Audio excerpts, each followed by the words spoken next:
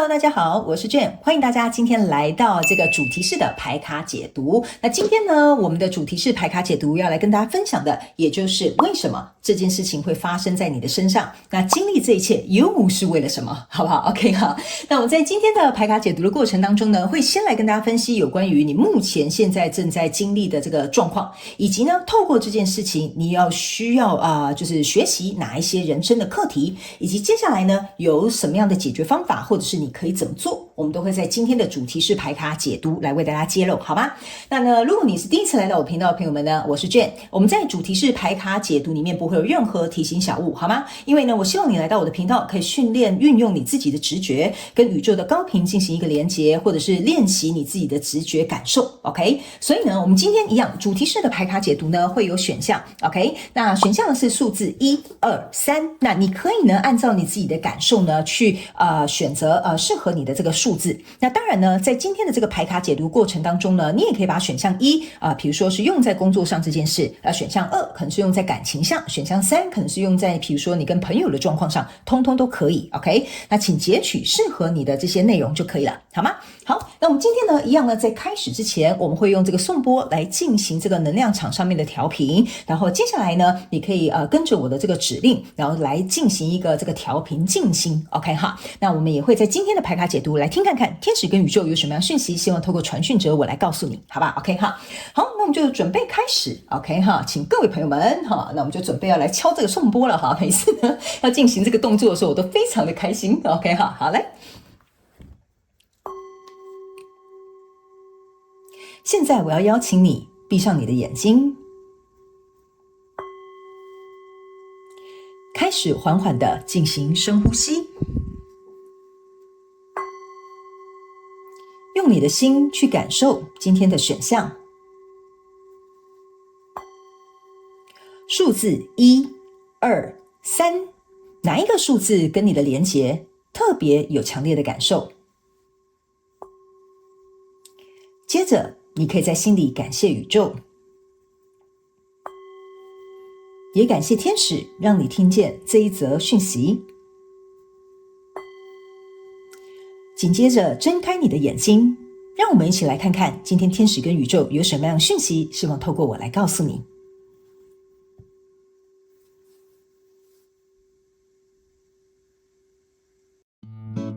在进入今天的牌卡解读之前，我们有一个全球生日派对的活动预告要来跟大家进行分享咯。一年一度的全球生日派对即将要在台湾台北8月22号星期五晚上8点整在 YouTube 平台进行直播抽奖活动。那参加办法非常简单，要有请所有的观众朋友们，第一，首先来订阅我的电子报；第二，请你写一张明信片或生日卡片，把你心中想要告诉我的话或想要跟我分享的事情写在卡片上，寄到我的邮政信箱，就可以在我们直播抽奖的当天呢，有机会获得我准备好的小礼物。因为我们想要感谢所有一直以来支持我们的观众朋友们，那我们特别举办了这个年度盛事。那当然我们也会有一个收件截止日是在8月20号的晚上8点，其他详细的活动参加办法都在我们影片下方的资讯栏有做说明哦。那接下来我们话不多说，就回到影片当中，一起来欣赏我们今天精彩的影片咯。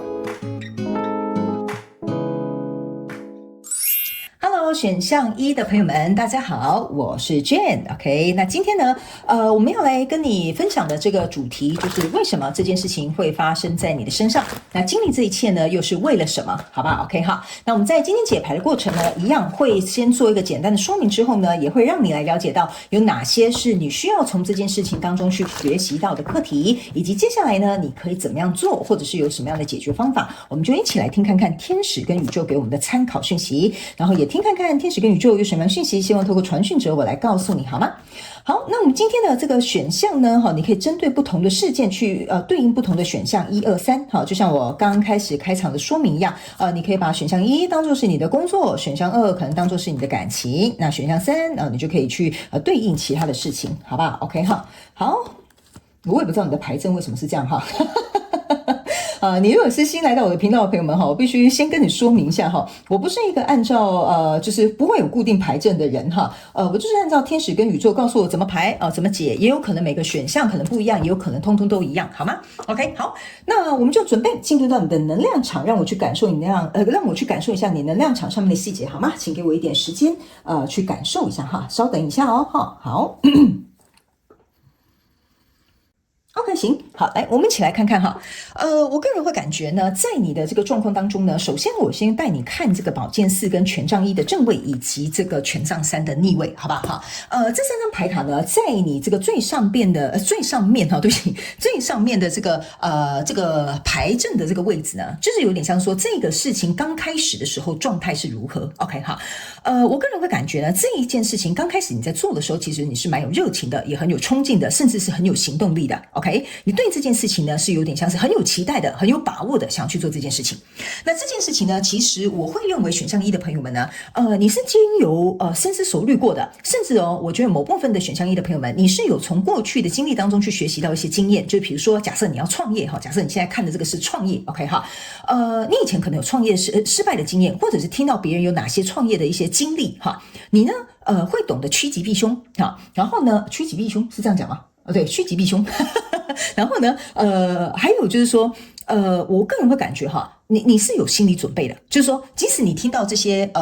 可能前辈的建议哈，或者是你曾经有过相同的这个经历 ，OK， 但是我觉得你是心里有准备的，因为这个宝剑4给我一个感觉，就是说你准备要踏入这样子的这个事件当中，好，就比如说创业，或者是一段新的感情，或一个比如说你要去一个新的工作都可以哈。那这件事情呢，这个宝剑4给我的一个感受就是说呢，即使假设你心里有点紧张、有点害怕，那都没有关系。在你的潜意识或在你的内心深处，你对这件事情是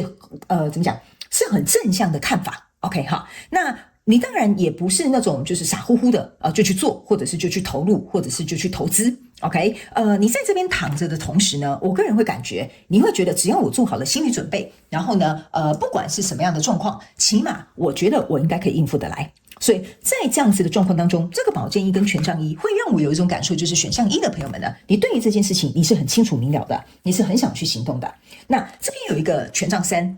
这个有点像说，在前期规划的时间呢，我觉得某部分选项1的朋友们想得比较久。OK 哈，就比如说分析一下，要这样做好呢，还是那样很好做好呢？这个店面是要开在这里好呢，还是要开在这个区域好呢？我要跟这个人，比如说要先认识呢，还是说我们两个已经很稳定了，我们就直接结婚去吧哈。所以呢，我个人会有一种感受，就是说，这个新的开始跟这个启动呢，是很让你有一种兴奋感、期待感都有 ，OK 哈。但是呢，在刚开始的时候，我个人会感觉呢，这个推动的速度比较慢 ，OK 哈。比如说找店面的时候，你找的比较久 ，OK 哈。那在研发的时候呢，你也可以花了很多心力。那甚至在推动这段感情的时候呢，速度也没有你想象中的那么快。好，所以呢，即使这边的状态是很好的，但是它进展的速度其实是有点慢的。OK 好，那接下来我们来看中间这一行的牌卡。OK， 中间这一行牌卡呢，首先呢，你先抽到的这个是权杖4，然后呢，抽到这是什么东西？钱币国王的逆位哈，然后呢，这张呢是一个大阿卡纳的一个牌卡，然后呢，这个是钱币7，然后这个是什么？这应该是隐士牌哈。我先跟新来的朋友们讲一下哈，我不 care 这个牌卡到底是什么东西，我纯粹就是按照天使跟宇宙希望我传递给你的讯息，还有能量场上面呈现跟你说。所以有一些牌卡呢，这副牌卡算是蛮新，我应该只有用过1次还2次，所以我对它并不是很熟悉。但没有关系，我本来就不是一个会看说明书，也不是一个会去看它是什么牌的人。OK 哈，所以你不用担心，我是解读能量跟传递讯息给你听，这就是身为一个传讯者的角色。OK 哈。1、2、3、4、5、6这6张牌卡呢，在你这个中间这一条的状况哈，就是你现在所正在经历的状况。OK 哈，我觉得我的手好像不知道拿不拿得住哈，因为这样子还要，我觉得我还是放下来好了哈，因为这样我要抽出来的时候，我怕其他都掉下来了。OK 好，首先呢，我个人会感觉这件事情终于推动了，这个就是一个权杖4。你在之前刚开始的时候呢，是权杖1正位，权杖3逆位，现在这个权杖3转正位了，意思就是说呢，在刚开始可能会遇到一些颠簸，可能会遇到一些延迟，可能会遇到一些进展不如预期，但是呢，它终究是朝向的一个权杖4的这个正位去做一个发展。OK， 所以当你正在经历这样的状况，它开始发展的时候，你会感觉这个东西好像其实是蛮稳定的。OK 好，那不好意思，我顺序可能有点放错了，没关系。来，那这张牌卡呢，其实我个人会有一种感觉哈，某部分的这个选项一的朋友们，这应该是极小众的讯息。OK 哈，就是说，当你在做这件事情的时候，我认为哈，在过去刚开始的时候呢，其实呢，你躺在这边思考的时候，外面这边是有一群人的。OK 哈，我刚刚没有跟你提到这一群人。这群人呢，其实我会觉得哈，是有为什么他会被你就是阻挡在这个窗户之外，就是他不是在你家里面哈，就是说，我觉得有一部分的人，我不知道他们是怎么说呢？这能量场有点像说哈，就是他们可能会在外面议论纷纷，可能有好的，也有可能有坏的。就有的人会觉得说，哎呀，你都7老80了，还想要创业，你都50岁了，就好好待到你的退休吧，哈。或者是比如说，人家会觉得说，哎呀，你癞蛤蟆想吃天鹅肉啊，你还想跟这个女生在一起啊，哈，就是有好有坏的这种评语都有，哈。也会有人说，哎，你应该要勇闯一下，你现在50岁了，赶快去创业吧，这就是你人生最后的黄金大好10年呐，什么之类的。所以呢，我觉得在这样子有这种议论纷纷，或者是别人在旁边吃瓜看戏的这种状况，哈，这张牌卡给我有一种感觉，就是当你开始推动的时候，没想到它是一个权杖4，然后呢，你变成这样子的姿态，其他人都说，哎呀，我们以前小看你了，选项1的朋友们啊，你现在发展的很好哦，好风光哦，那不然这样子吧，也分我们一杯羹吧，还是说也可以让我们一起来参加吧。OK 哈，或者是也因为这件事情发展的很顺利，所以这些人呢反而就有点低下头来说，哎呀，我当初只是开玩笑，我只是说，我觉得你们两个很适配啊，在一起很好啊，我很祝福你们啊。好 OK 哈，所以我觉得你用你的实力跟你的这个努力，然后呢还有你所做出的这些结果，让这些人甘拜下风。OK， 所以我觉得有一些人他可能会想来靠近你，跟你示好，或者是来跟你道歉，甚至有一点像是我觉得怎么说呢，就是看到你这么好的状态下哈，他们也不得不发现这个风向变了 OK， 所以他们可能以前对你比较不 OK 的那些人呢，他们也会识时务者为俊杰 OK 哈，所以呢来到这里，这边有一个钱币国王的逆位跟这个钱币7的这个正位哈，这两张牌卡呢同时出现的时候，给我有一种感受就是说，这件事情啊其实进行的蛮顺利的。来到钱币7呢，我个人会感觉钱币7呢它就是象征一个有点像说我是靠我自己的付出跟努力，然后呢我是实打实的去把这件事情做好。OK 好，那因为这件事情刚推动，现在目前进行的还蛮顺利的，但是这边有一个钱币国王的逆位 OK 好，意思就是说呢，你目前的状态只可以持平跟稳定，他还没有到说什么你可以放开你的双手或放下你的心，好，比如说去度假2个月回来哈，这个生意还是做的可以哈，或者是比如说你还没有稳定到那种情感，就是你可以远距离哈，或者是比如说你可以就是不去管你的另外一半，不去关心他，不去怎么样，你们心中有默契，还没有到那里。OK 好，所以在这样的状况之下呢，很持平。不过这个逆位的这个钱币国王象征的意思就是说，你要能够去思考，就是说，假设呢，你已经把这个后花园种得这么丰盛了，种得这么好了 ，OK， 那接下来如果第一个阶段很 OK， 那第二个阶段接下来要怎么样？OK 哈，钱币国王哈，我转正给大家看一下哈，钱币国王是注意哈，你看一下，他是把手捧高高，看着这个钱币，手上拿着一个权杖的，意思就是说我这个投入的东西是我很重视的，我很在乎的。OK 好，甚至某部分极小众的这个选项1的朋友们，你在做的这件事情可能是很稀有的。好，就是比如说可能是整个市场里面很稀有的一个，比如说品项开发，哈，或者是比如说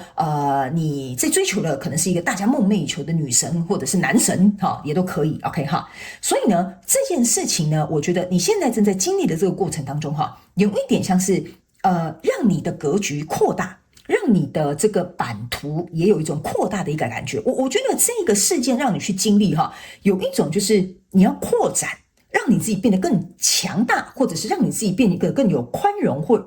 这个就是你整个人好像是我读到的能量是扩散开来的，所以呢，我觉得格局啦、版图变大啦，这个是以工作生意上面的事件来讲，在感情当中变成是说你容忍度啦、看这件事情的角度啦，然后能够有没有风度啦，哈，这个可能就是从感情的层面来讲，你们要自行灵活运用。我告诉你们的讯息哈，因为我没有办法去讲到每个人发生的事情，我只能稍微形容一下这些状况跟感受，让你们理解，你们要灵活去运用哈。来到我的频道，你一定要灵活运用妈妈生给我们的大脑 ，OK 哈。好，所以呢，这就会变成是说，你要怎么样去扩大你的版图。你不能成为一个钱币7而已，你要怎么样当上这个钱币国王 ？OK， 那来到这边呢，这个是一个就是很害怕的一个女子哈，多说的哈，躲在这里哈，这应该是一个隐士牌卡。那这张牌卡是逆位的权杖骑士。好，这件事情呢，我个人会感觉一开始呢，开头是就是满堂彩啊，还不错。来到这边呢，你在思考这个接下来经营或走向，或者是接下来这件事情应该要怎么推动，该发展的更好。但是来到这里的时候呢，我个人会感觉某部分选项一的朋友们啊，你的步调会开始慢下来。OK， 这是我感受到的第一个能量场。第二件事情，我觉得你对于这件事情的这个这种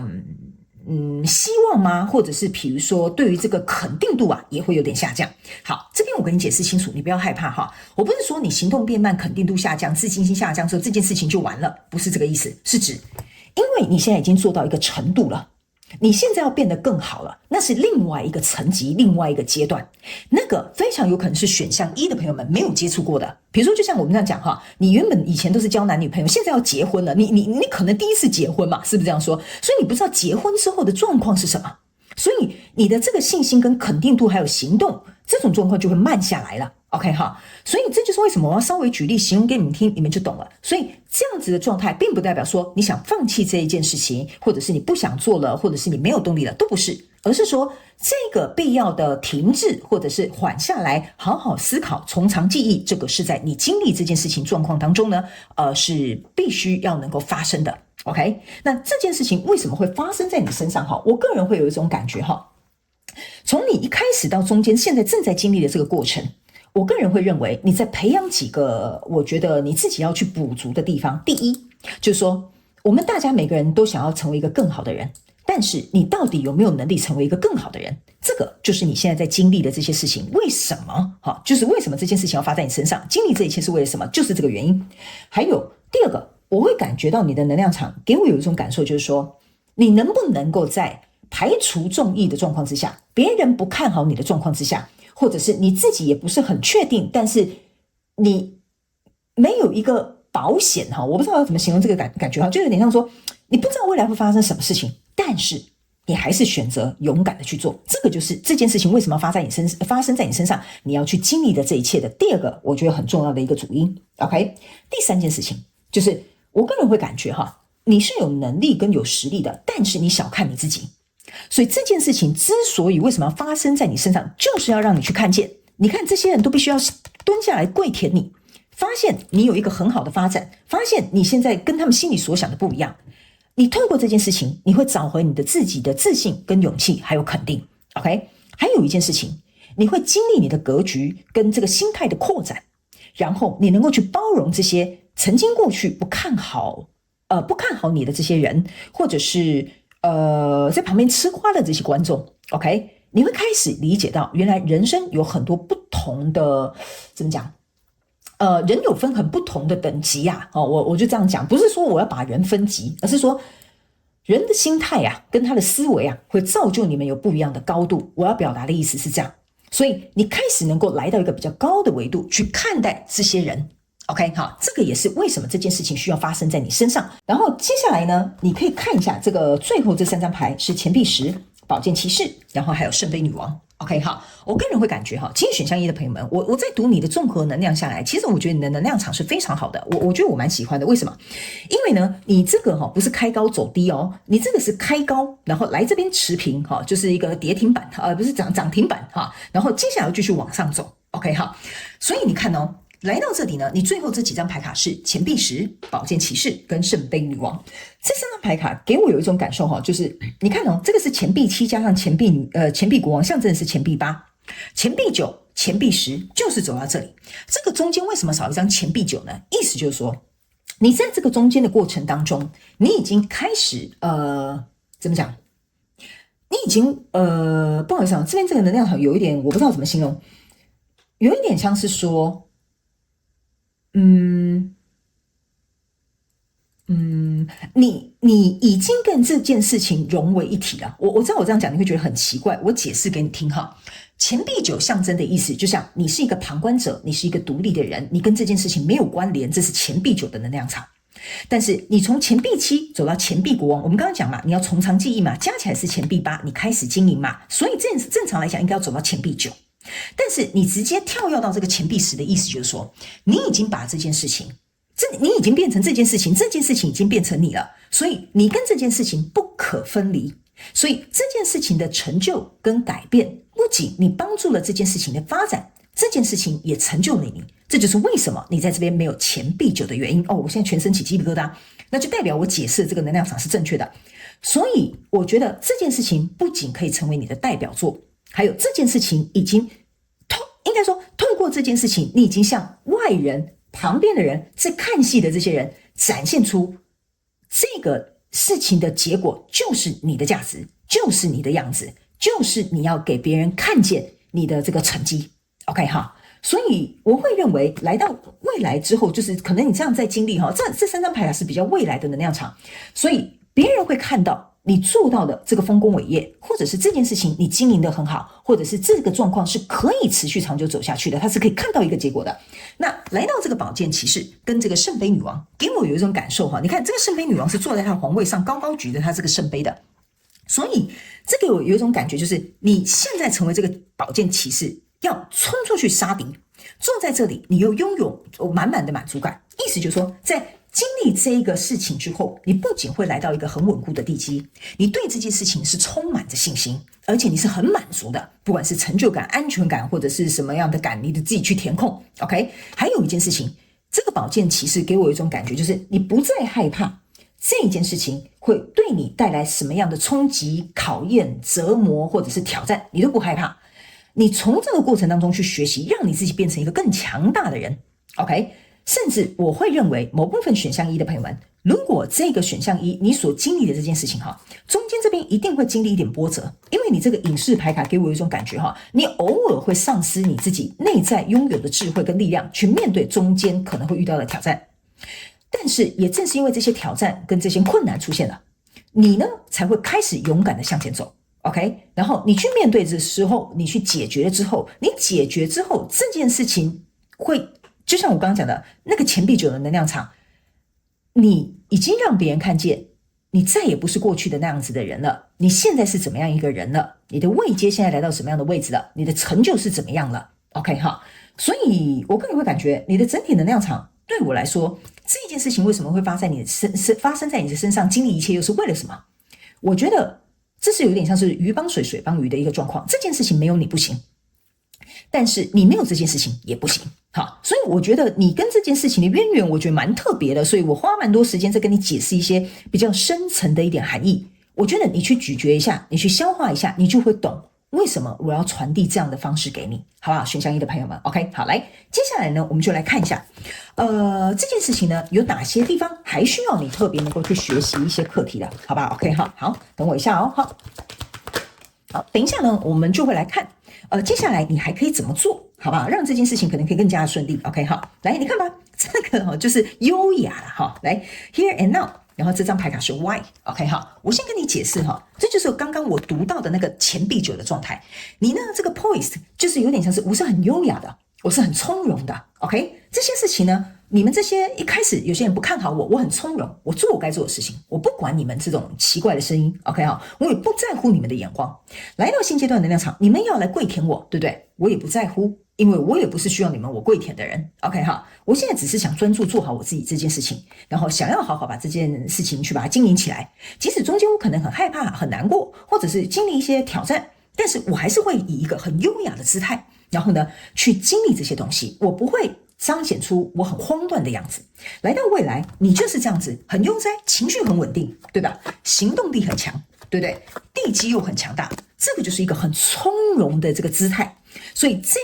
件事情啊，其实你要学习的课题就是，不管在这个过程当中你遇到什么样的状态，你都要保持从容。OK 这种很怡然自得、从容不慌不忙的这种气定神闲就是你要透过这一件事情，你要能够去学习的。因为我总觉得某部分的这个选项1的朋友们，你在经历这个状况的时候呢，你的情绪啊，我觉得你的情绪给我一种感受就是悲喜交加。我不知道为什么我会用这个形容词，就是我觉得你是悲喜交加。悲的意思就是说，没有人知道你的辛苦，没有人支持你，那就是悲嘛，哈，喜就是哇，我成功了 ，OK 哈，然后你看这些人现在怎么样，然后接下来我又有更好的状况 ，OK， 接下来呢又遇到挑战，又悲了 ，OK 哈，但是未来又好了，又喜了，哈，所以我觉得你的状况有点像是一个悲喜交加的一个感觉，但是起码整体结果是不错的，所以这个怡然自得，这种很悠游、从容自在的态度，我觉得如果你能够透过这件事情去学习到这个课题的话，以后你在处理任何事情的话，你这种气势啊。我觉得是别人看得出来的，你懂我意思吗？就是你知道有一种人哈，是他走出来哈，他的脸哈就是那种不慌不忙，你永远看不清楚他的内在的情绪是什么。这个就算是很紧急的状态，你在他脸上看不出情绪的，这个就是这张牌卡要告诉你的，不是说你真的完全不紧张，而是说你能够去驾驭这样子的情绪。OK， 好，来，那接下来这张牌卡是 Why， 为什么？我个人会感觉这张牌卡要告诉这个选项一的朋友们，你要学习哪些课题呢？就是说这一件事情的发生，我觉得你可能要更加的深度去思考，就是说你为什么对这件事情的完成度，或者是要达成它，或者是设定它为你的目标，你觉得你一开始的初心是什么？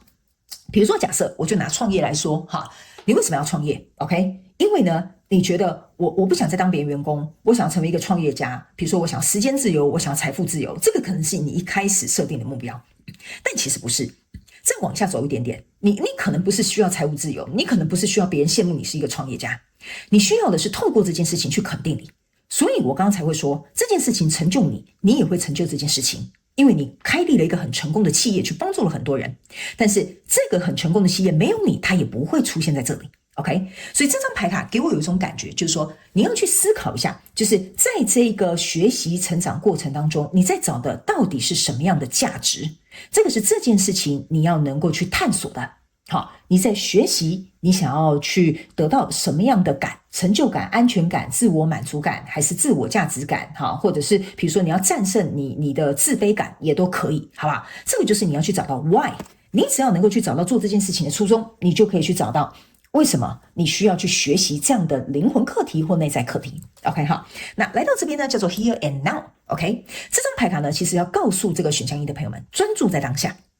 OK， 这件事情一定会协助你去专注在当下。 OK， 这边是过去，这边是未来。 OK， 好，我们所有的过去都是建立在现在，我们所有的未来也都是建立在现在，因为现在才会创造过去跟未来。所以他们要我传递给你的这个讯息哈，就是要跟你说，只要你在当下能够沉得住气，然后你能够稳定下来 OK 哈，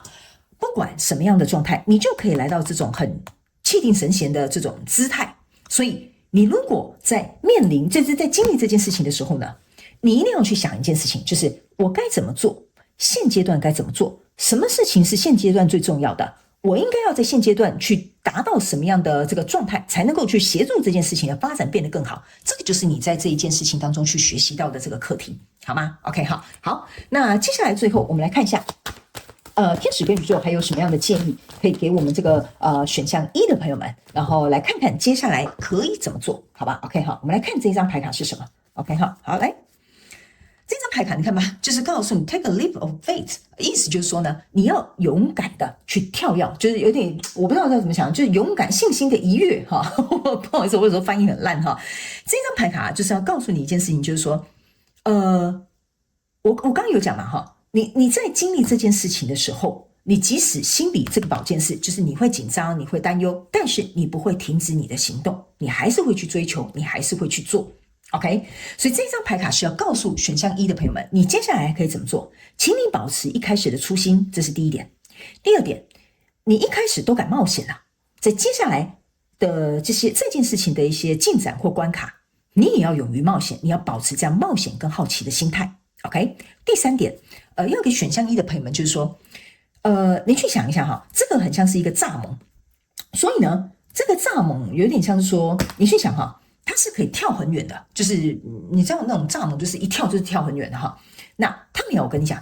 你就要像这个蚱蜢一样，一旦你瞄定了这个目标，你就要向前。OK 哈，你要信心一跃哈，信心一跃，就是这样跳过去。你要相信你自己能够去到你所有想要到达的地方，因为蚱蜢呢，它有点像说，它可以跳到这里，跳到这里，跳到那里嘛，是不是这样说 ？OK， 所以他们要我跟你讲，在这个中间经历的过程当中，这个路途可能会稍微有点转弯，好，或者是可能会改变一些，比如说经营方向，或者是你们在感情当中可能会遇到一些曲折的一些考验或挑战或争执或冲突。OK，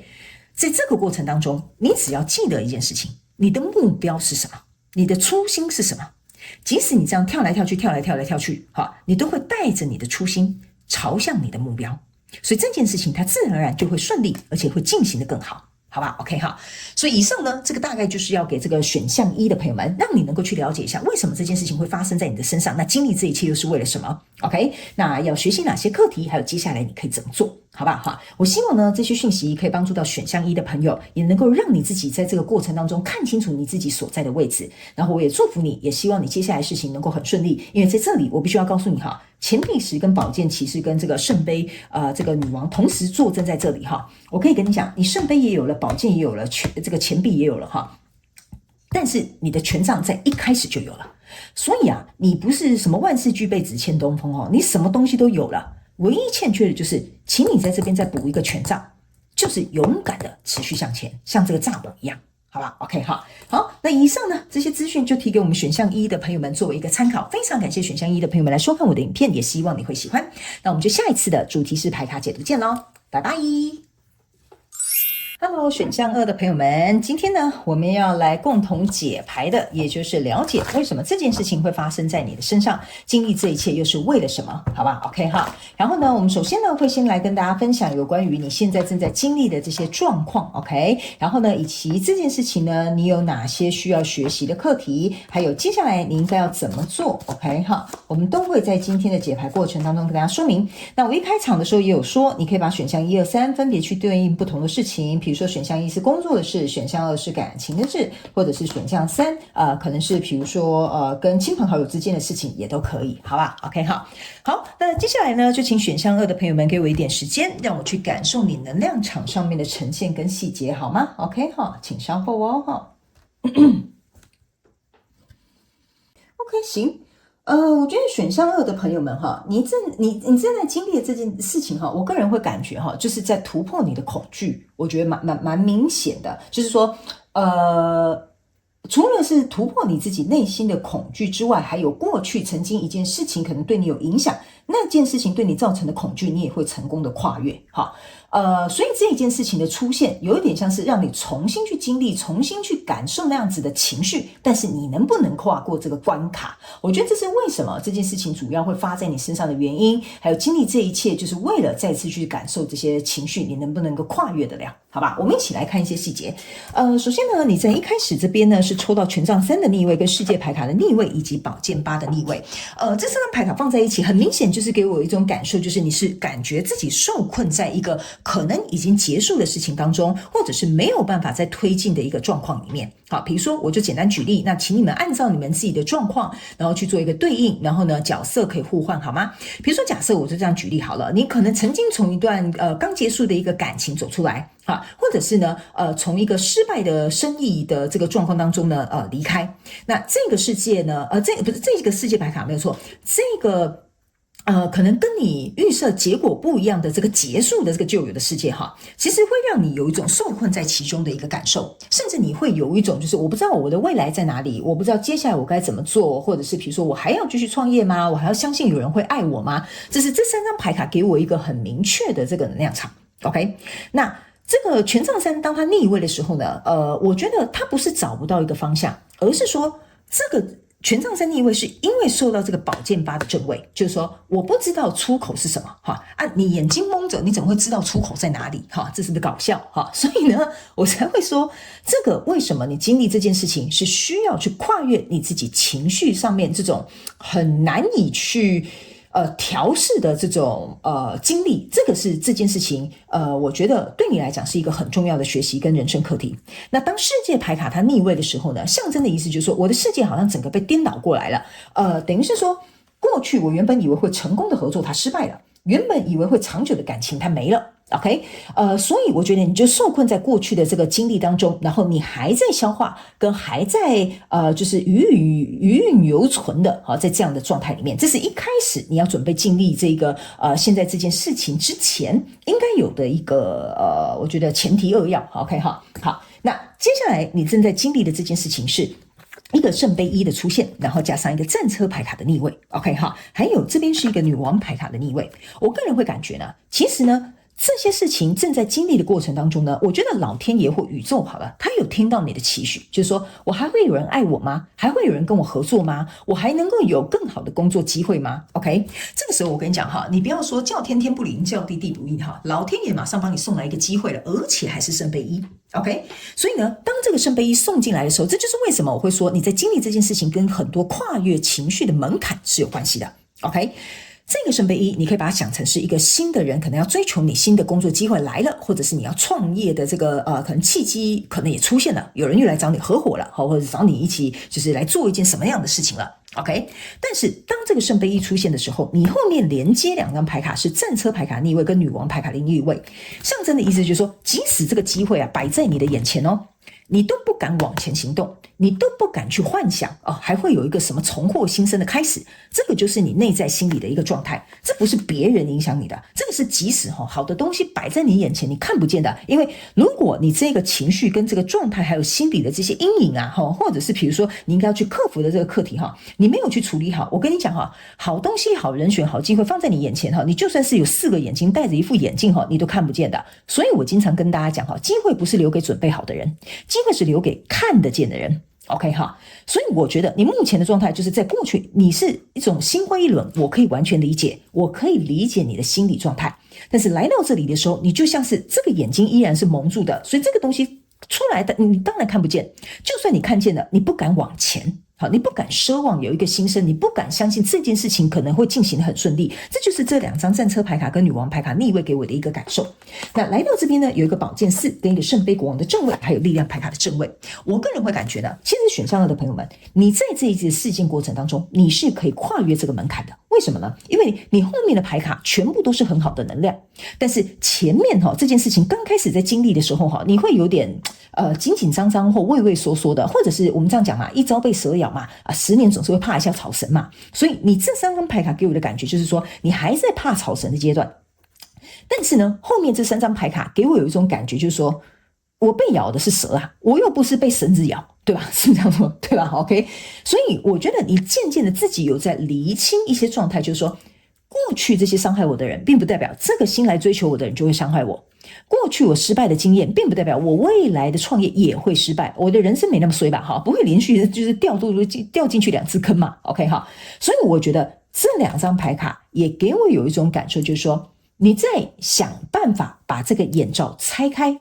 想办法让自己从宝剑8的困境当中走出来。OK。某部分的选项2的朋友们，甚至我会觉得你有用一种催眠自己、说服自己、洗脑自己的这种方式，让你自己从这样的状况当中离开。OK 哈，我觉得很好啊，这为什么不好？可以帮助到我们自己的方法，那都是好方法，是不是这样说 ？OK， 所以呢，来到这边呢，有一个宝剑4跟一个圣杯国王，还有一个力量牌卡。我个人会感觉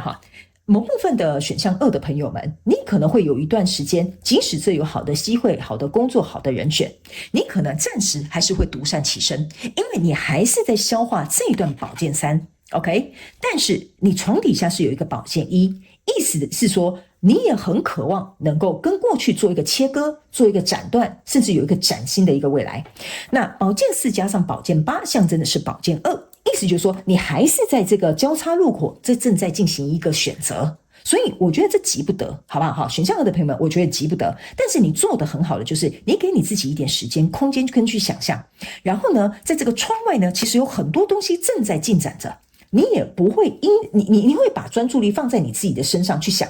这么好的人事物跟机会来到我的身旁，难不成我要被过去的这些状况阻碍了我自己吗？这个是你目前正在思考，正在想，你宁可这个机会暂时先把它放在一旁，可是你觉得去处理这个东西对你来讲更加的重要，我觉得这是你的领悟。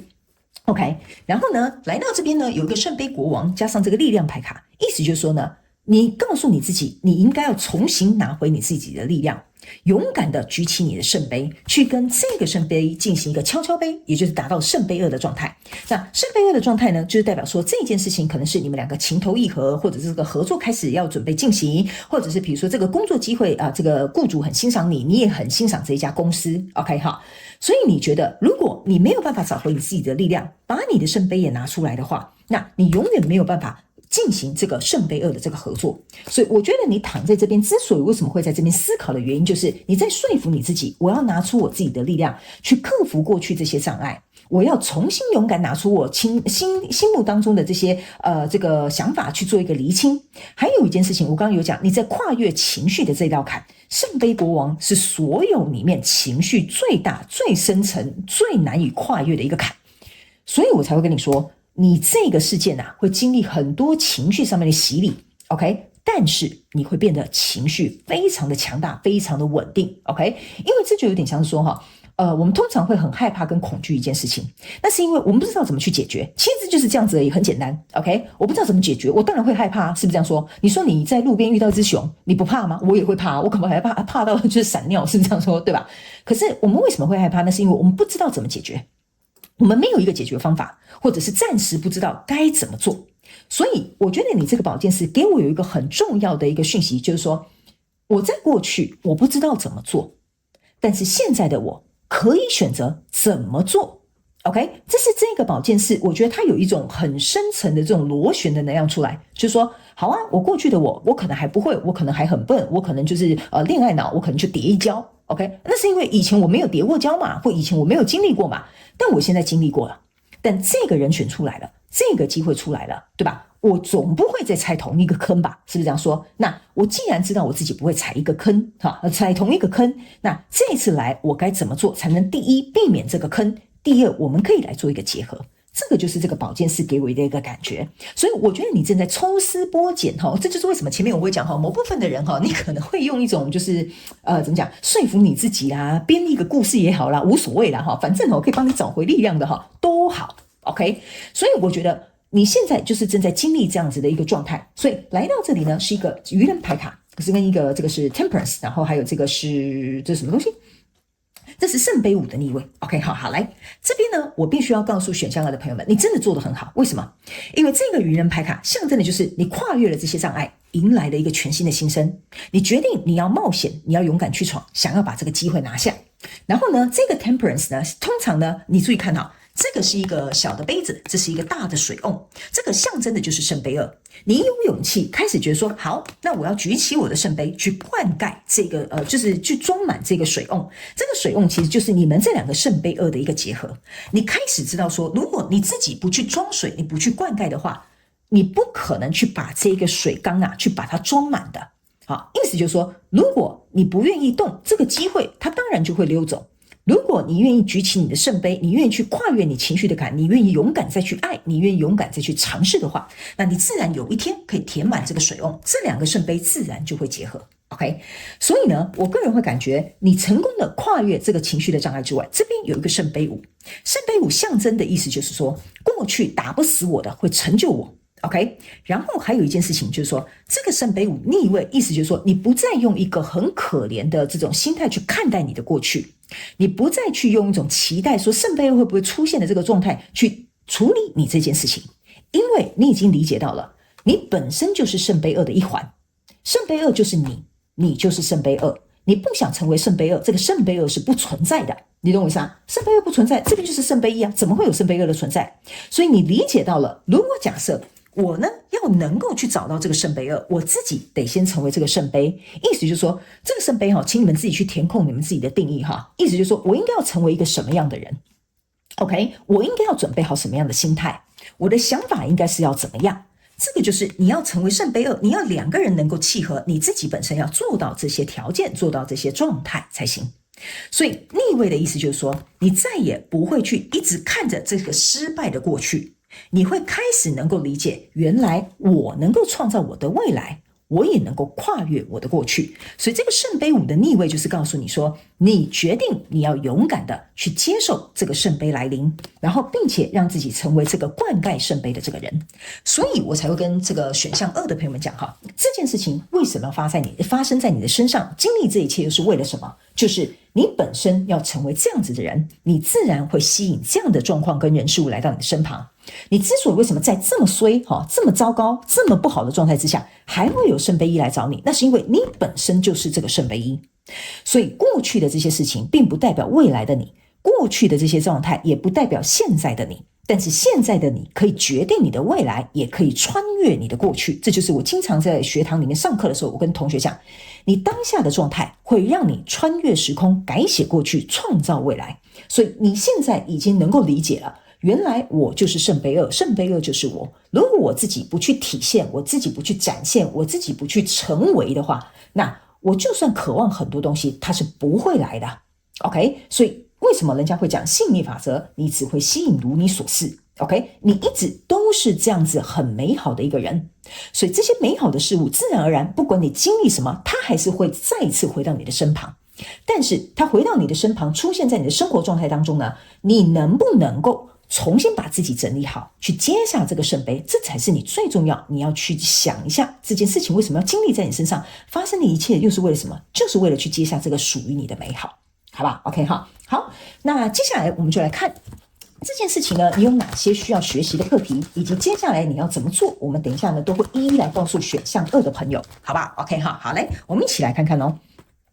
这张牌卡叫 To the Sea， 这张就是 Not for you。然后呢，这一张牌卡叫做 Chaos and Conflict， 这个叫做冲突跟矛盾啊，或者是混乱都可以哈，无所谓哈。我先这样子跟你解释好了，这件事情你要学习哪一些课题哈？你注意看哦，这张牌卡这中间这个其实是一个斑马，可是呢，它身上却是那个长颈鹿的这个花纹。OK， 他们要我跟你讲哈，这张牌卡呢，其实是要告诉我们选项2的朋友们哈，你要处理的就是你内外在的一些冲突。OK， 为什么呢？你就把这个马想成它是披着羊皮的狼就是说你内外的这个冲突，或你的外在的表象跟你内在所想的如果有冲突的话，宇宙是不会显现出来的。所以我才会跟你说，这个圣杯一本身就是你，是你吸引了这个圣杯一这个美好的人数来到你的身边的。但是你们可以去看，很多人他们在生活当中会发现，事情很不顺利啊，这怎么样啊？通常就是因为他行动跟他想法不一致，或者是他内外冲突不一致，或者是他表现这样，但是他心里并不是想这样。所以通常这样子的状况呢，就会让这整件事情突然有个翻转，或者突然变得很不一样，或者是事情会不如预期，或者是不如他所想。因为他心里真正想的是这件事情不可能成功，所以他的结果一定是不可能成功。所以在这里，我觉得某部分选项2的朋友们，你要回去思考一下，为什么过去这个旧有的世界会结束？什么样的想法曾经在你心里出现过，而造成了这样的状况？你在经历的这件事情，就是给你一次机会去推翻你心里的预设立场，你心里的恐惧，你心里的想象，你心里原本不看好的那样子的这些情绪，或者是这样的思想。OK， 所以这一张牌卡就是要告诉你，这件事情要让你能够学到有能力去清理掉这些内在冲突以及矛盾，然后去让你的想法跟行动能够保持一致。那接下来呢，这张牌卡叫做 Not for you。 OK 哈，这张牌卡你注意看到它是一个幸运饼干。 OK， 旁边左右两边是西洋棋。 OK 哈，这张牌卡呢，我个人会感觉这个能量场很像是就是在告诉我们选项2的朋友，这一盘棋你要怎么下是由你自己来做一个决定的。 OK 哈，但是你还没有下棋的时候，你就说，哎呀，这不是给我的啦，我没有那么幸运，我怎么可能赢这一盘棋？你棋都还没开盘呢，你看这个棋只是刚排好，都还没下棋，都还没开始，你的对手都还没走，甚至还没有走到一半，你自己就在想，哎呀，这应该不会赢吧？哎呀，这应该不可能吧？哎呀，这怎么可能这么好啊？哎呀，这么好的机会，我怎么有机会拿得下啊？这个就是过去的那个你。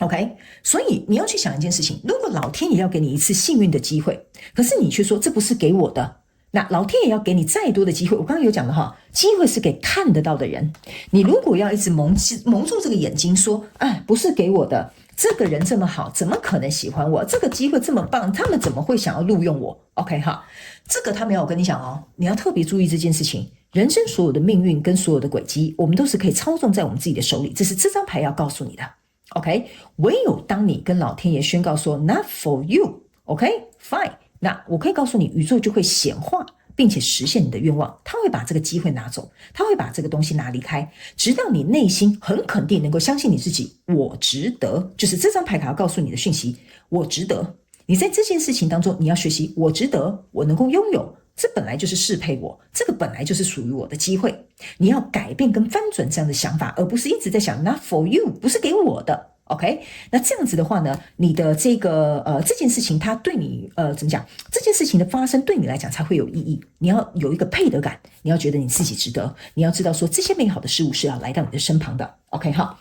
那接下来这张牌卡叫做 To the Sea， 好，你可以注意看到，这个是一个像是一个汪洋当中的一条船，然后有一个人单独的他自己坐在这艘船上面。OK， 好，他们要我跟你讲哈。在你经历的这个过程当中，你可能会觉得很孤独，你可能要自己去消化，你可能要自己去理解，甚至旁边的人可能没有办法协助你这件事情，因为情绪这个东西是没有人可以协助我们的，要我们自己跨越的过去。他不是说你缺钱，我借你500哈，你就先去买个便当吃，不是这种的。这个汪洋当中的一条船，就是在告诉选项2的朋友们，这个课题只有你可以帮助你自己。OK。好，这不是借钱那种方式，或者是我帮你一个忙，帮你搬个家，不是那种能够看得到摸得着的。OK 哈，所以这张牌卡就是要告诉你，这个海象征的就是一个情绪，你必须跟你自己的情绪做一个整合跟结合，然后朝向这个情绪前进，去看见这些情绪在告诉你，你要注意哪些地方，你有哪些想法，你有哪些感受。唯有当你能够在这一个海面上驾驭这一艘船，自己一个人也不会觉得说这个船会不会等一下就翻船啦，这个浪好大，会不会有危险哈，唯有当你能够坐在这艘船上，自己一个人悠悠然然去享受这个波浪，他们说这件事情就是要告诉你，你要能够去驾驭你的情绪，感受你的情绪，跟面对你的情绪，还有最重要的是享受你的情绪。因为最终你会跟你的情绪成为一个好朋友。其实呢，情绪很多人都很紧张很害怕，我经常跟我的学员讲，情绪是我们最好的帮手，它可以让你去看到很多很多很内在很深层的这个状况。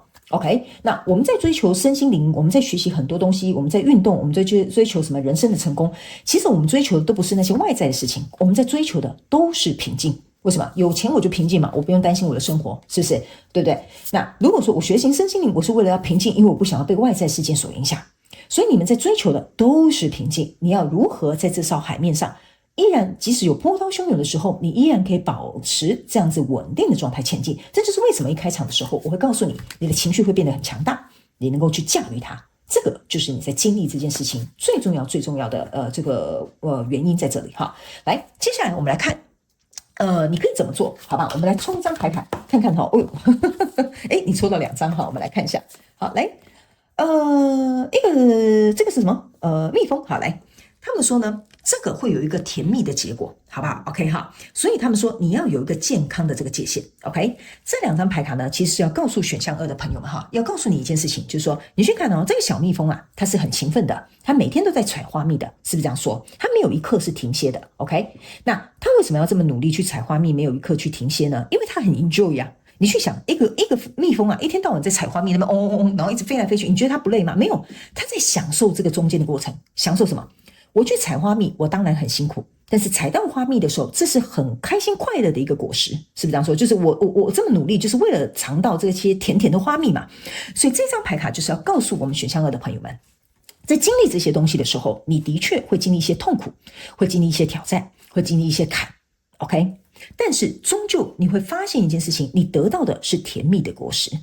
所以呢，接下来你要怎么做？就是勇敢的去跨越你自己心中的障碍，去找回你的配得感，去找回你自己的价值感，然后去感受这些东西是为了你而发生，要来成就你，要来能够让你离开这些旧有的状态，让你能够穿越时光，改写过去，创造你的未来。这个就是蜜蜂，它永远不会被任何的事情去影响它。它今天要去采花蜜这件事情，你的目标是什么？你想要得到一个好的工作机会吗？还是你想要进入到一个新的感情里面呢？如果你的目标是如此，你就必须像这个蜜蜂一样，好，努力辛勤不断的去耕耘，去跨越，你终究会采到甜蜜的果实。那这张牌卡是告诉你要设定一个健康的界限。这边呢是要特别提醒某部分选项2的朋友们哈，某部分选项2的朋友们，你们会沉浸在这样的痛苦里。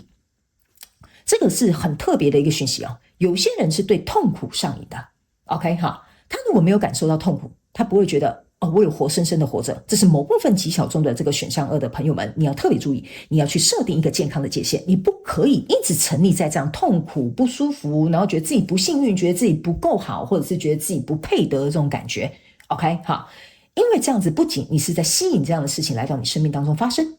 还有一件事情呢，你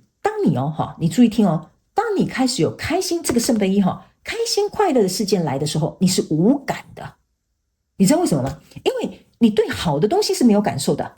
你对坏的东西感受是很强烈的。这就是为什么人家讲说痛苦比快乐更真实，因为它的强烈的程度是不一样的。所以当好的人事物来的时候，你是看不见的。这就是为什么你的宝剑八是蒙住眼睛的，你把你自己困在这个状况的。所以这边这一张牌卡是要提醒选项2的朋友们，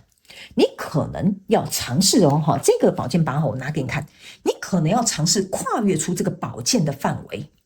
因为我总觉得某部分选项2的朋友们，你是受限在自己的思维里面，或者是想法里面，或过去曾经的经历里面，导致于你在看一些事情的时候，你没有新的角度，你没有新的观点，你没有新的这种想法。所以当这个好的东西进来的时候，你对它的态度跟看法依然是用过去的那个想法在投射它。所以如果未来即使有这么好的东西来到你的身旁，会变成是你不知道怎么去拿捏，不知道怎么去接受，不知道怎么去拥有它，这是非常重要的一件事情。所以你要跟你这个不好的情绪设定一个健康的界限，这是很多人不知道的。OK 好，很多人会觉得说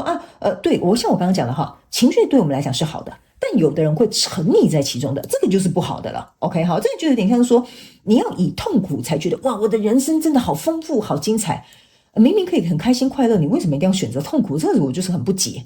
所以呢，这个就是这张牌卡最后要告诉选项2朋友们的讯息，接下来你可以怎么做，好吧 OK 好了，那以上呢，这些大概就是要给选项2的朋友们所有的这些资讯的内容。选项2的朋友们，我个人会感觉你们有极小部分的人应该是有这个忧郁症，或者是有这个那叫什么忧郁症跟什么反正就是有类似这样的情况，就是你是会压抑自己情绪的人。OK， 这个部分要麻烦你去找专业的医生或者是专业的这个疗愈师帮你进行一个协助。但是我个人会感觉某部分的人，你会在经历这个事件之后，你这件事情其实你会自己疗愈你自己，你会成功的跨越这个情绪上面的这个门槛。还有一件事情，我觉得你会变得很豁然开朗，你就会跟以前变得蛮不一样的因为我读到你后面的能量，就是你有一种豁然开朗的感觉，这些情绪再也没有办法影响你了，好吧？祝福你选项2的朋友们，非常感谢你来收看我的影片，也希望你会喜欢。那我们就下一次的主题式牌卡解读见咯，拜拜。Hello， 选项3的朋友们，大家好。我们今天呢要来解什么呢？解看看这件事情为什么会发生在你身上，经历的这一切又是为了什么呢 ？OK 好，那我们今天呢在解牌之前呢，我们会先来跟大家不是解牌之前我们在解牌的过程当中我们会先来跟大家说明，就是为什么这件事情会怎么讲发生在你身上。那目前经历的状况是怎么样？那这件事情有哪些你需要学习的课题，以及接下来你可以怎么做，好不好？那我在开场的时候有跟大家讲了，这个选项1、2、3你分别呢是可以对应在这个不同的状况。比如说选项1呢，你可以对应在你的工作；选项2可以对应在你的比如说感情；选项3呢可以对应在你的同事之间的关系，通通都可以，好不好请各自截取你自己觉得有帮助的讯息就可以了。角色可以互换，状况呢请你们自行带入，好吧 OK 好，那接下来就请选项3的朋友们给我一点时间，让我去感受你能量场上面的呈现跟细节，好吗？请稍后OK 好，我觉得有点触逼有点有趣 interesting， 就是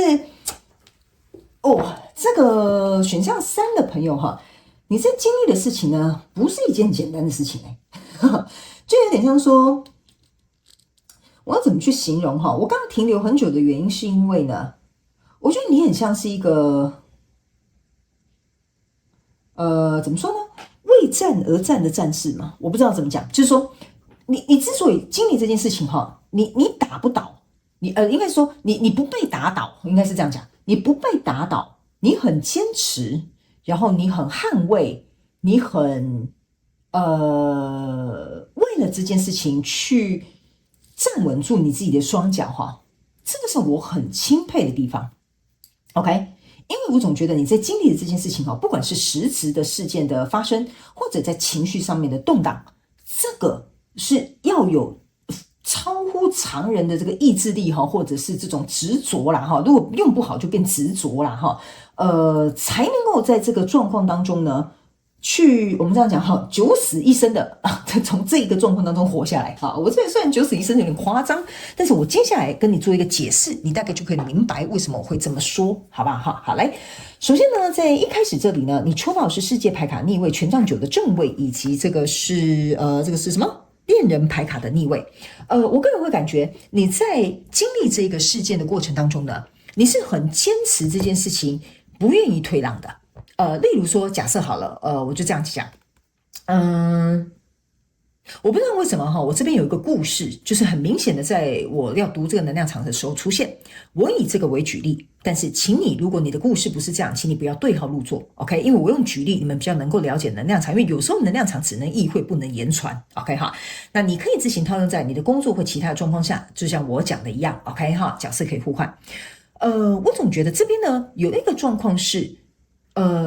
假设你是在看感情的话，我会觉得这个感情呢，应该是已经结束了，或者是来到一个据点了。可是你依然还在坚持。坚持的意思就是什么呢？就是说，比如说这个人跟你谈分手，但是你可能想要跟他复合，你想要跟他说我们再聊聊，你可能想说我们再沟通，但是这很明显的就是已经拜拜了哈，或者是就是已经到了一个结尾哈，尾声了 ，OK？ 但是你在这边是很坚持的，你说我可以改。我可以行动，我们可以再怎么做，我们可以在一起怎么样，这个就是你的角色的状态。但是在你左右两边的这个世界牌卡逆位跟圣杯2的逆位，给我有一种感觉，就是说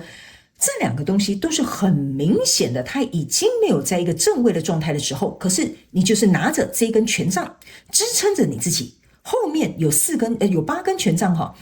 就是你会觉得说，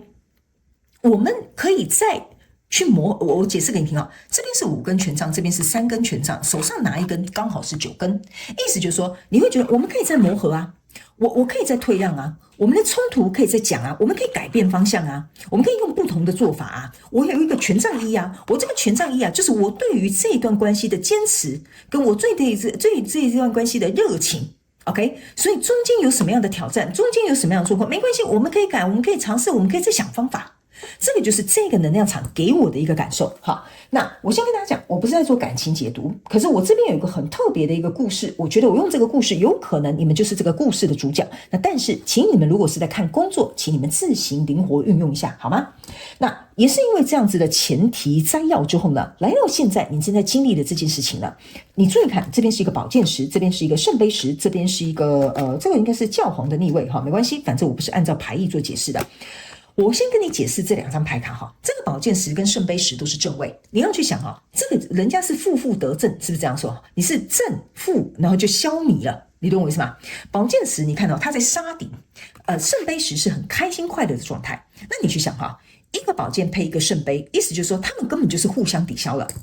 OK， 再加上这个教皇的这个逆位哈，就是这张牌肯定是教皇啦哈。那我跟新来的朋友们讲一下哈，我是解牌，我从来不看说明书，我也从来不去学任何的塔罗牌。我本身是一个传讯者，我会按照天使跟宇宙要指引我的方向去跟你解释这个能量场上面的内容。那我也会用特定的文字去叙述你的这个状况，所以我不在乎这个牌意是什么。好吧哈，如果你是新来的朋友们，你可能对我不是很熟悉；如果你是老观众，你就会理解我。OK 哈，那这张牌卡。我先不要管它是什么样的牌卡哈，我会认为这个互相消弭的这样子的一个状态，代表说这个你在这件事情当中的这个关系这个状况，它的承诺已经不存在了，或者是它的这个根本的地基早就已经消失了 ，OK， 或者是像我刚刚讲的，前面这段关系早就已经结束了，可是你自己在坚持。OK， 我觉得你在坚持，在捍卫的，在希望，因为这2个人是跪下来求这个人嘛。就有点像说，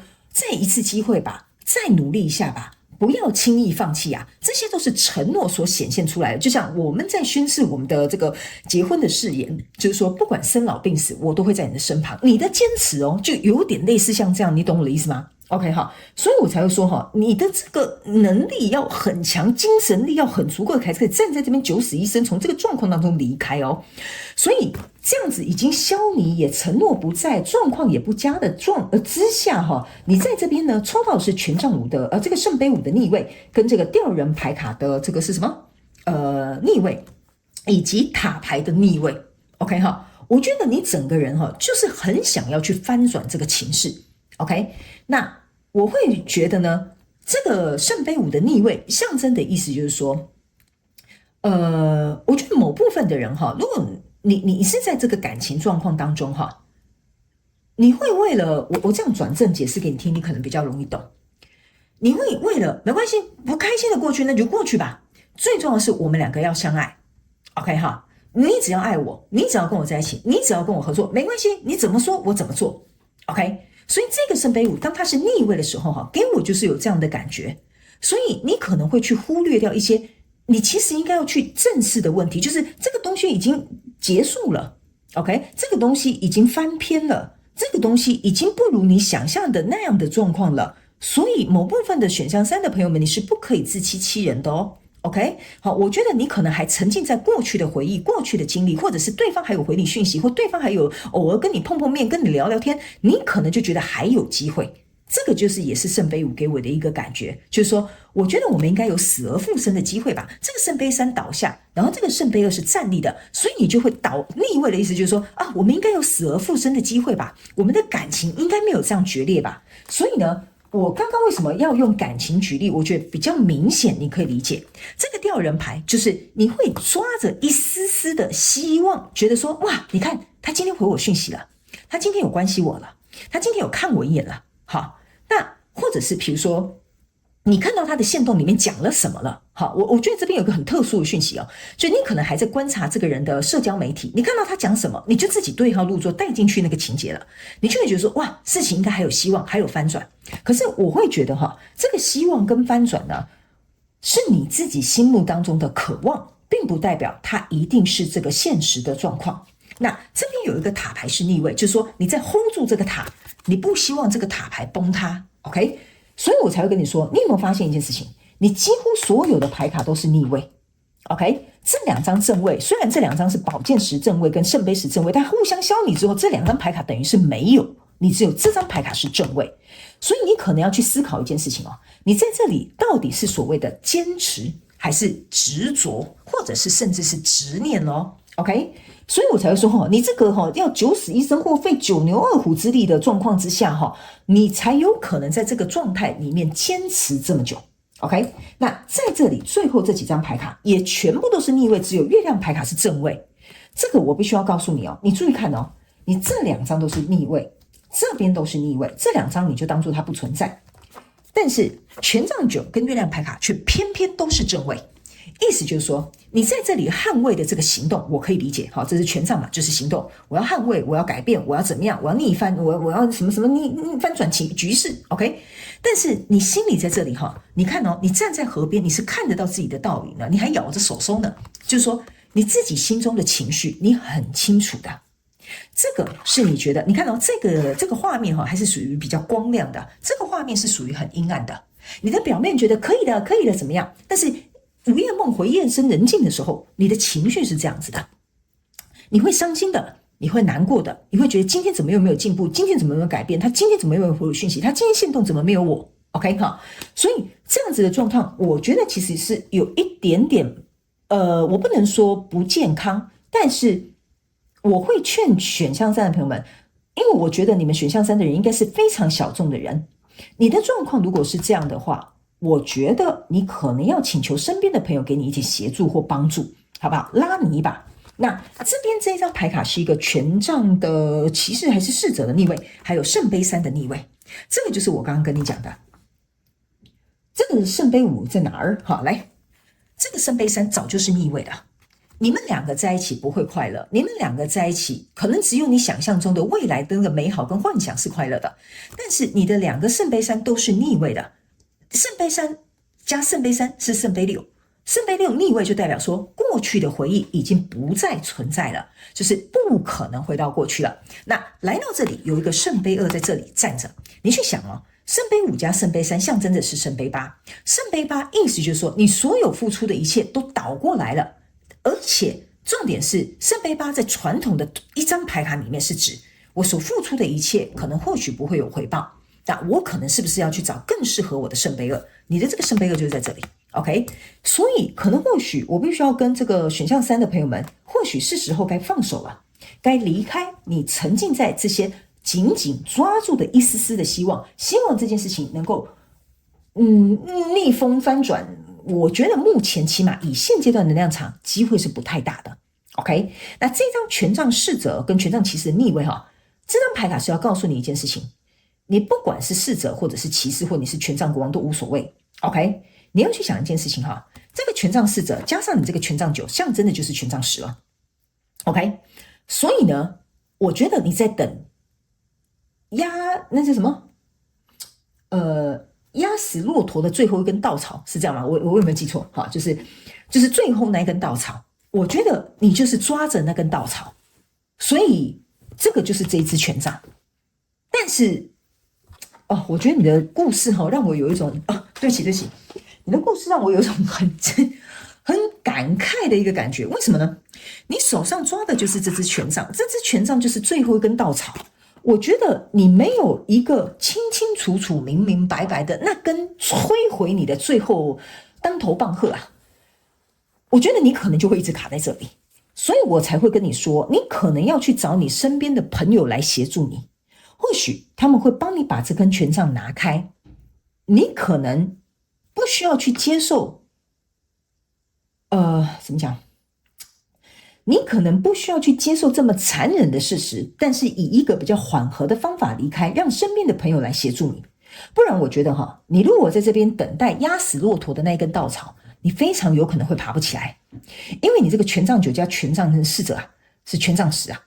你真的会被打趴在地的。而且你的状况已经是这样子了，你为什么要承受2次的打击？我觉得这里的打击已经够了，状态已经 OK 了我刚刚有讲嘛，这个是要9死1生的几率才有可能让这件事情能够走出来，或者是比如说就是说让它能够有一个翻转的机会。所以9死1生9比1对，我刚刚怎么会讲9死1生我懂了，因为他们刚刚叫我用9死1生这个文字，我终于懂了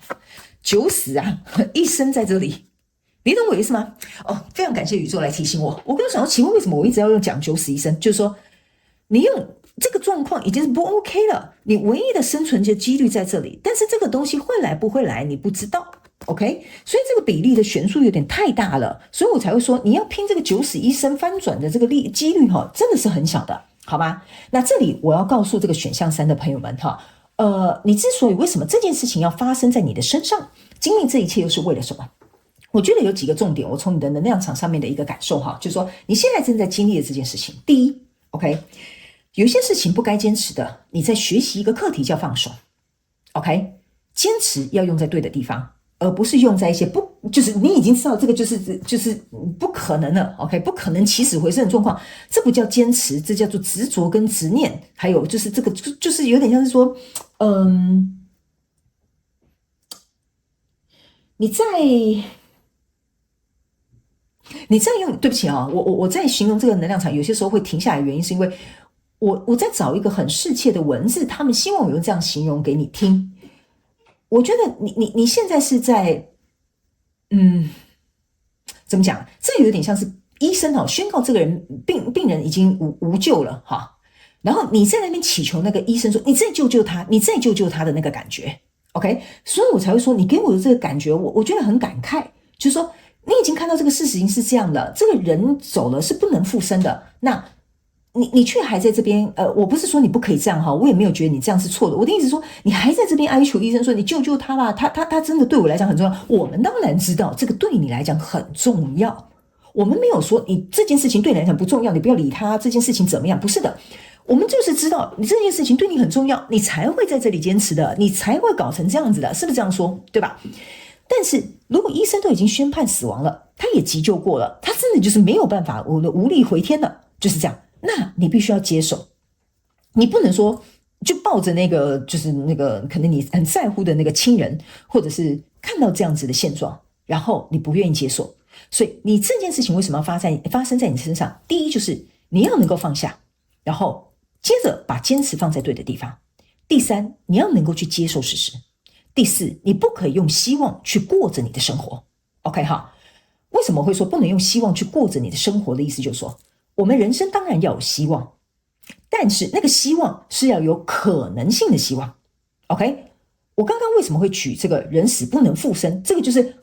很难很难呐，大概全世界会有1-2个案例，这个人可能走了又复活了，但是那个是极极小众的案例，或者是有特殊的状况才会有这样的状况发生。所以我才会说，你不能因为你自己心里觉得有一个希望，觉得可能怎么样 ，OK， 那你就卡在这个地方啦，好不好 ？OK， 好，接下来呢，我就要让你来看看，在这件事情当中，你还有哪些需要学习的课题？我们来看，还有你应该接下来要怎么做，好不好 ？OK， 好，我们一起来看哦，选项3的朋友们我觉得如果你是一个很固执的人我觉得这个课题会打破你这个固执，然后会让你改变这样的心态，好吧？来，这张牌卡叫做快乐，好，这张牌卡叫做出比拓，这个事实已经告诉你了。这张牌卡叫观察者 ，OK， 来，他们叫我用这样的顺序跟你做一个解说，好，来，这张牌卡叫观察者 ，OK， 这张牌卡就是要这个选项3的朋友，你要学习的就是去看见事实。我刚刚有跟你讲了，你要看见事实。OK， 你这个是拿着一个望远镜 ，OK， 他没有告诉你一件事情，如果这件事情在一个长远的状况看来，你是没有办法觉得说有机会的，或者是比如说会改变的，或者是你坚持也没有用的，那他们说你要能够去接受这个事实，就像我刚刚跟你讲的这个东西，你可能会觉得说我一直在重复我自己讲的东西，但我必须要跟你讲，这个就是要给你的讯息 ，OK， 这个观察者是要告诉你一件事情，你不要成为一个梦想家，或者是一个，我这样讲观察者的意思就是说，这个人是讲究事实，讲究证据，讲究他看到的的模样，这个是一个观察者。他们说你要成为这样子的人，而不是成为一个，你看这个是拿着一个望远镜在看这个月亮，看什么月亮啊？看这里啊，你懂我意思吗？你把你的情绪，把你的希望高挂在高空上，这个就像是在做一个幻想，他应该有一天会想跟我复合吧，这件事情应该有一天会有一个转机吧，这个人死了应该会复生吧， OK， 你把这些东西高挂在这个空中上，意思就是说你在期待一个很遥远的希望，然后你还观察它，你要观察的是眼前的事情，不是未来遥远还不知道会不会发生的那种东西。还有一件事情，你把你自己的情绪做了一个很远的一个隔阂，这个是你真真切切你要去感受你内在的情绪是怎么样，而不是抱着这个希望去掩盖你内在的这些情绪状态，好吧？所以你要成为一个这个观察者，观察眼前的状况 ，OK， 并且讲求事实，讲求证据，讲求数据，或者是去讲求这些呈现在你面前真实的模样，这个就是你要学习的。那这张牌卡就是说事实已经被揭露了。你有没有发现我在跟你讲的这些牌卡能量场，不管抽哪一副牌卡，它都是互相连贯的。这张牌卡就是要告诉你，这件事情它已经呈现这样子的模样了。你要去想，为什么这件事情会结束？因为老天爷准备帮你打开一扇窗。但是如果老天爷帮你打开一扇窗，打开一扇门的时候，你却不愿意去看见，你却不愿意去接受的话，你不愿意用智慧之眼这个猫头鹰象征的就是智慧之眼的话呢，那他们说呢，你就会一直困在原地，你就没有办法走出来啊。OK 所以他们要我告诉你，这张牌卡象征的就是这个事实已经告诉你了，你要做的是接受，而选择一个新的方向。OK， 这张牌卡你注意看下面是有一个面具的，意思就是说你不能一直活在这个面具之下。OK， 你要学习的就是你要把面具拿开，你要去看到你自己真实的样子，你现在在什么样的处境，现在这件事情的走向是怎么样。所以你一定要跨越这个面具这个障碍，然后站在这个面具之上，重新找到一个新的方向，然后能够用智慧之眼去度过你现在这个关卡。那接下来这张牌卡是快乐这张牌卡其实我觉得给这个选项3的朋友真的是完美无缺真的是很契合。为什么？他们要我告诉你一件事情，如果在这件事情当中你已经没有办法像这个人一样感受到这种开心快乐的感觉，那这可能不是一个对的选择，这可能不是一个正确的坚持，这个可能不是你该待的地方，这个可能不是你要选的这个选项。所以他们要我告诉你一件事情，你在这件事情要学习的一件事就是，当你这么坚持，应该得到的是正向的反馈，就是我很开心，你看我这么坚持，我终于创业成功了，我好开心啊，应该是这样子的，而不是说这件事情我在创业，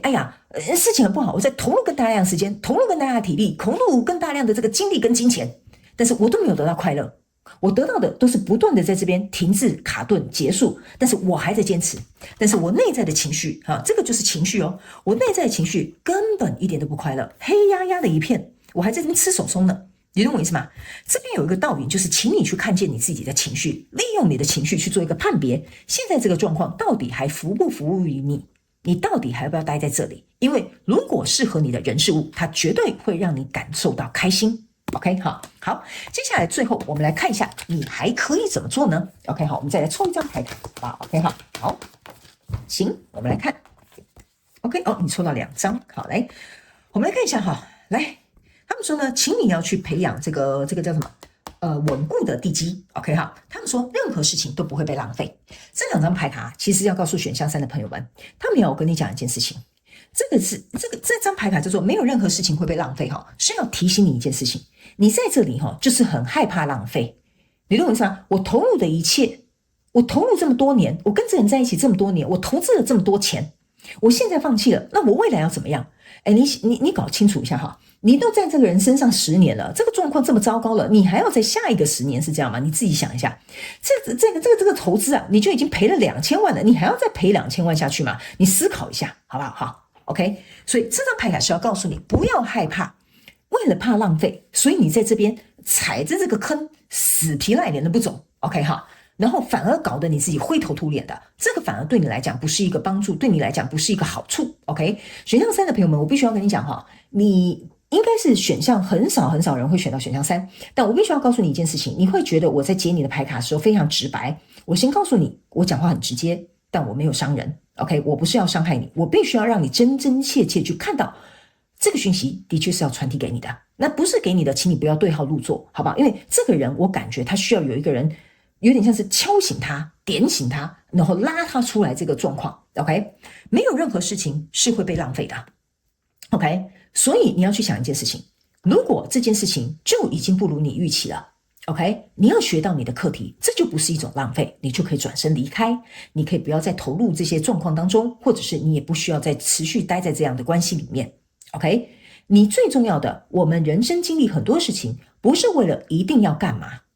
就是说我投资一定要赚钱，当然啦，我们投资当然是为了要赚钱嘛，